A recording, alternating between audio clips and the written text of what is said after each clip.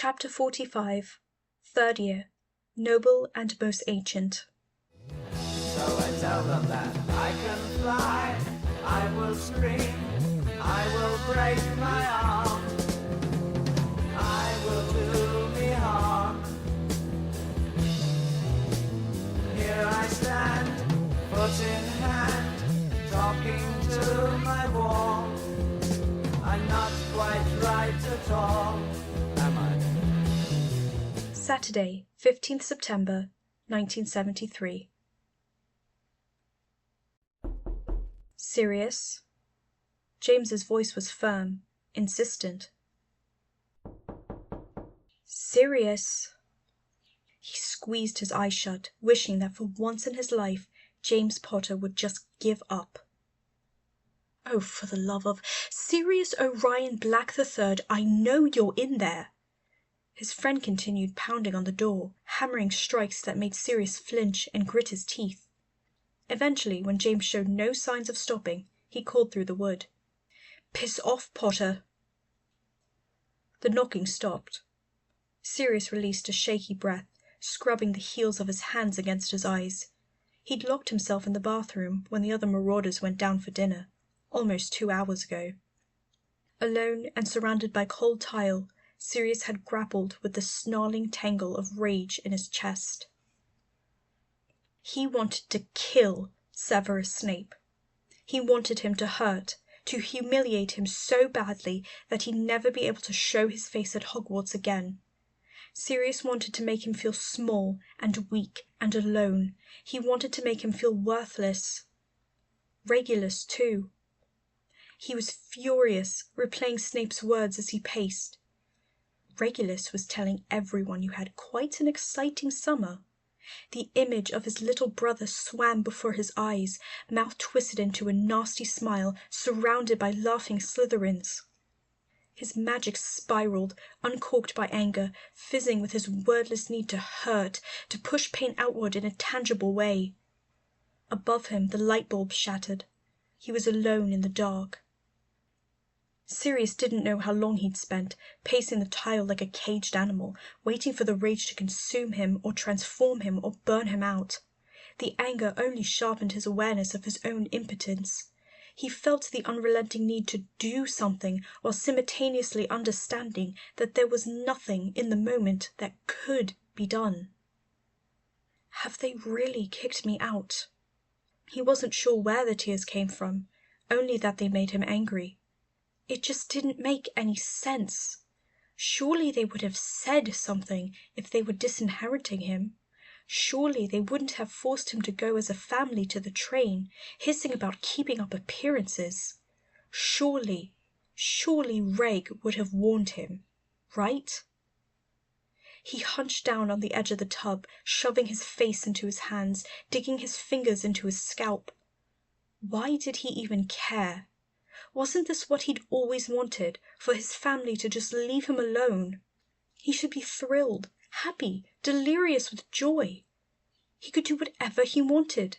He should be utterly relieved, no longer forced to bear the burden of his father's expectations and his mother's disappointments, of his brother's accusatory stares. So why did he feel so utterly, nauseatingly empty? Remus and James were talking outside. He could hear their voices muffled through the wood of the bathroom door. The words blurred together, a low hum that his brain couldn't pick apart.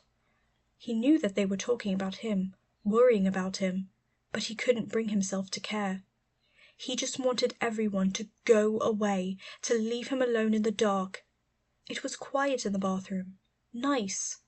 Maybe if he sat there long enough, the feelings would all leak out of him, dripping down the side of the tub and disappearing into the drain. There was another knock on the bathroom door. Sirius. It was James again. Please, come out and talk to us. Get lost, Potter. Leave me alone. He couldn't bear to see James right now, to look at those warm, concerned eyes and think of Euphemia, and how she'd hugged him, and how she'd felt like a real mother. James would never understand, not really, and Sirius knew that in his current state The jealousy would only swallow him whole. There was another hard knock on the wood.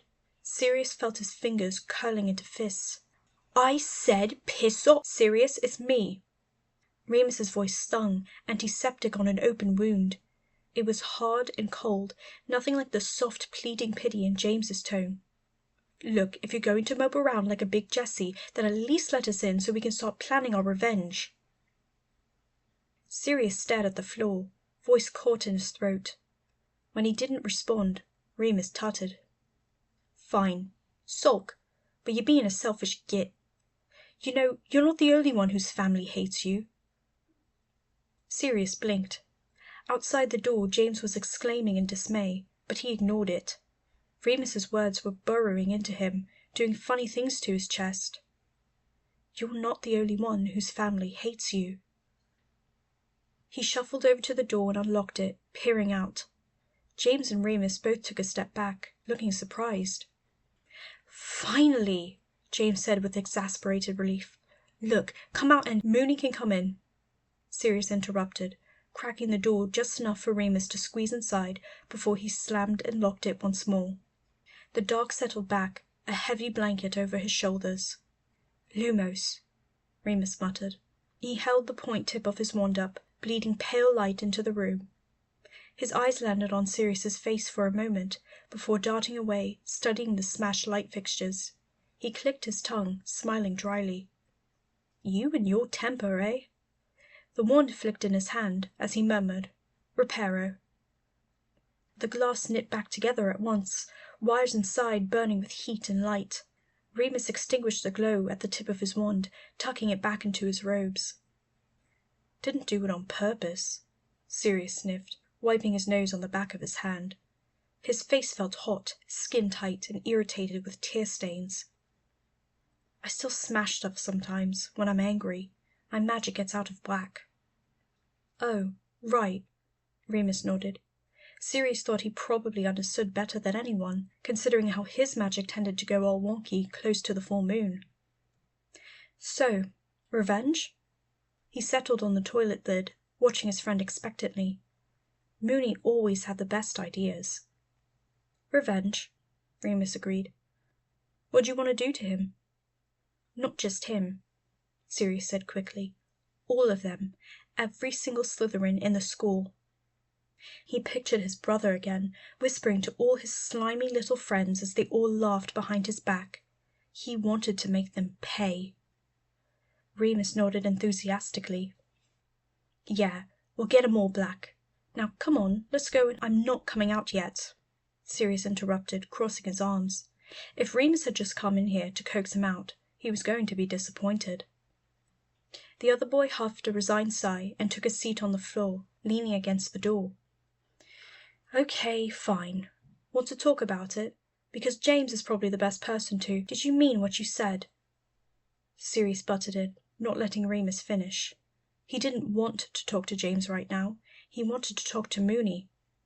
"Do you think my family hates me?" "Oh God, I don't know, do I? I'm not exactly an authority on families." Remus rubbed the back of his head, looking a little guilty. "I was just trying to get you to open the door, to be honest." Sirius studied him, trying to decipher the expression on his face.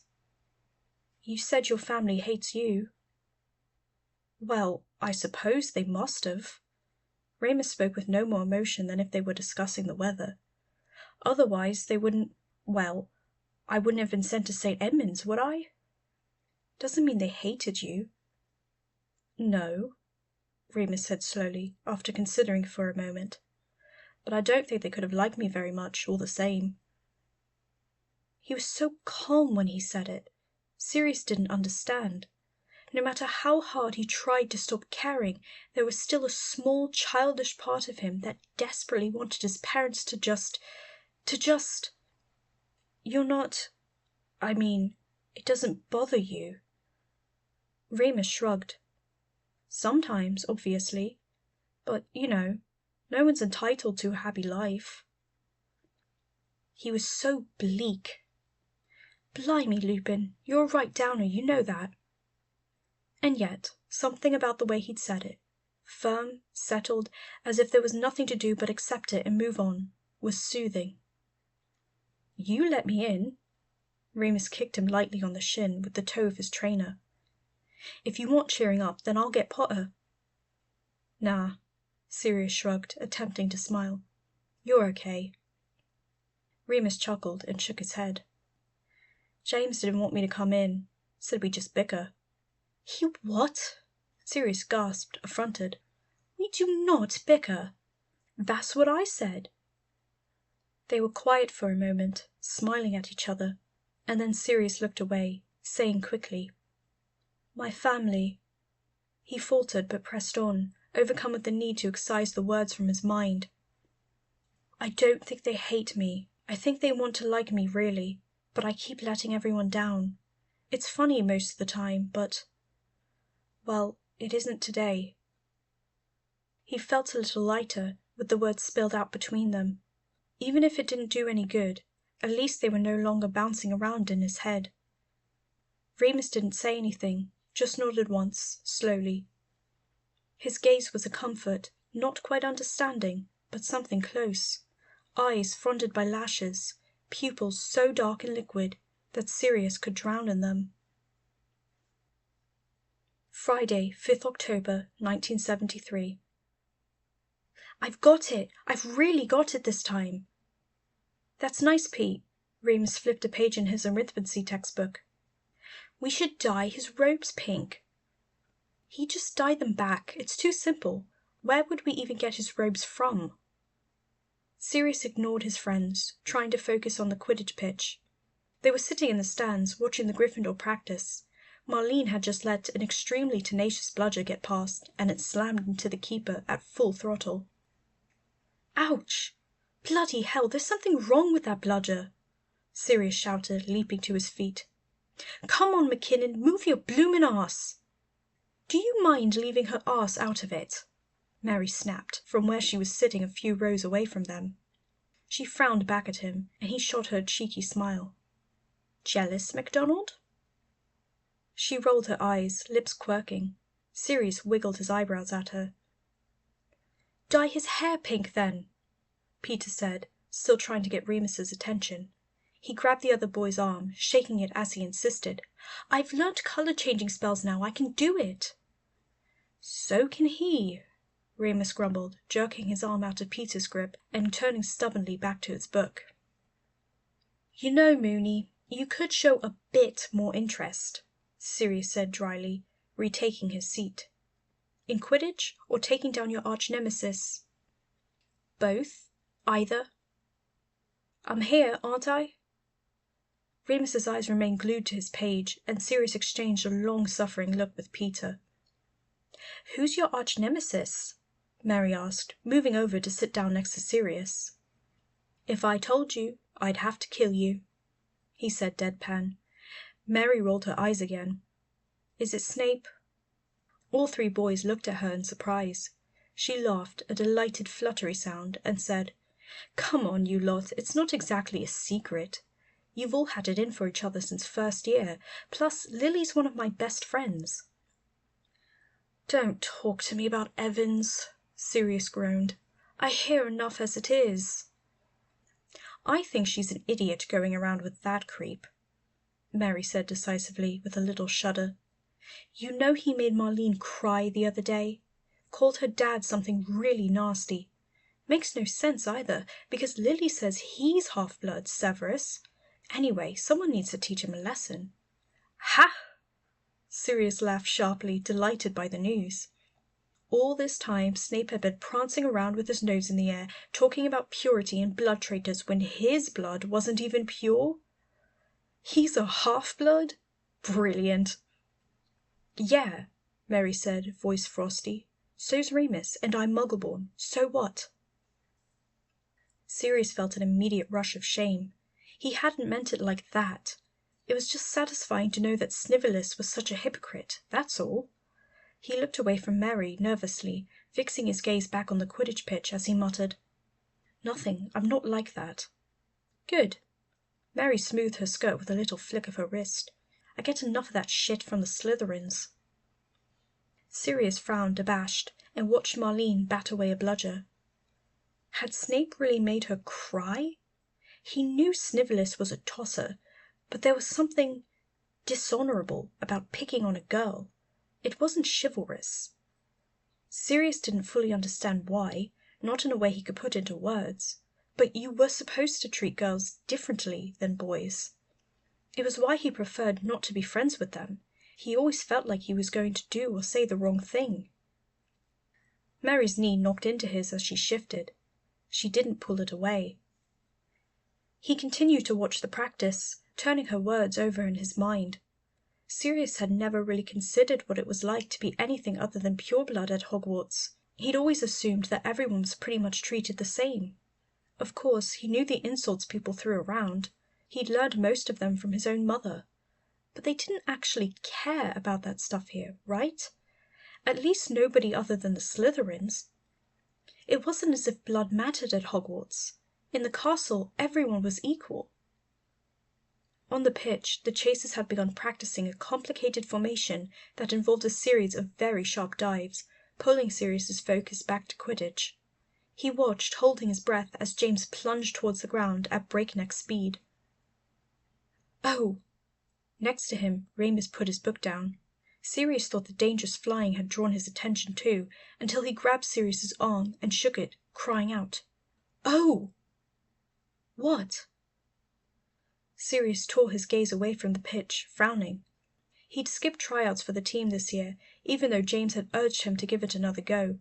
He couldn't bear the thought of letting everyone know how badly he wanted it, only to have a repeat of last year. Better to avoid any embarrassment altogether. Of course, that meant he had to get his fill of Quidditch from watching practices, and he didn't appreciate Remus interrupting. "We change the words," Remus said, excited. "We change what he says." "What are you on about?" Sirius stared in bewilderment. "Snivellus?" "Yeah, there's a spell you can do to stop someone speaking, right?" Sirius flushed. They both knew very well that there were spells that could do that. "Yeah." "Okay, so how much more difficult would it be to twist their words? We could set a trigger word, or a few. Mudblood, or blood traitor, or half-breed, dung-licker, or whatever. And instead, we make him say something really nice, or something stupid, whatever we feel like." Sirius blinked. "Moony, where did you hear all of those?" James scored a goal, and Peter leapt up, clapping frenetically. Their friend showed off, looping a few times on his broom in the air. Sirius grinned at him, wishing desperately that he was also on the pitch. "So?" Remus grabbed his shoulder, anxious for his attention. "What do you think?" "I love it," Sirius said. "It was brilliant. Moony's ideas always were. We should make him say something ridiculous, like, I don't know, snuggle bunnies or something. We'll go to the library after this, yeah?" "Can I come?" Mary asked. Sirius had forgotten that she was sitting next to him. He shrugged. "If you want, I suppose. It's serious marauder business, though." Mary giggled, even though Sirius wasn't trying to be funny. It was just Mary, though. She was always smiling and laughing about something. 20 minutes later, the training session had ended. The marauders made their way towards the castle, Mary and Marlene trailing behind, as Sirius and Remus explained their plan to an eagerly listening James. "You're supposed to be off the pitch by 5 o'clock, someone grunted, stepping in front of them. Sirius looked up, and an icy weight settled in his chest. The Slytherin Quidditch team was walking towards them, green robes flapping, brooms in hand. "We're leaving now, Bulstrode, bloody hell!" James replied, not even attempting to hide his irritation. The Slytherin captain scowled and pushed past him, deliberately knocking James's shoulder as he did so. With his squashed features and bulky frame, he reminded Sirius of the illustrations he'd seen of mountain trolls. "Oi!"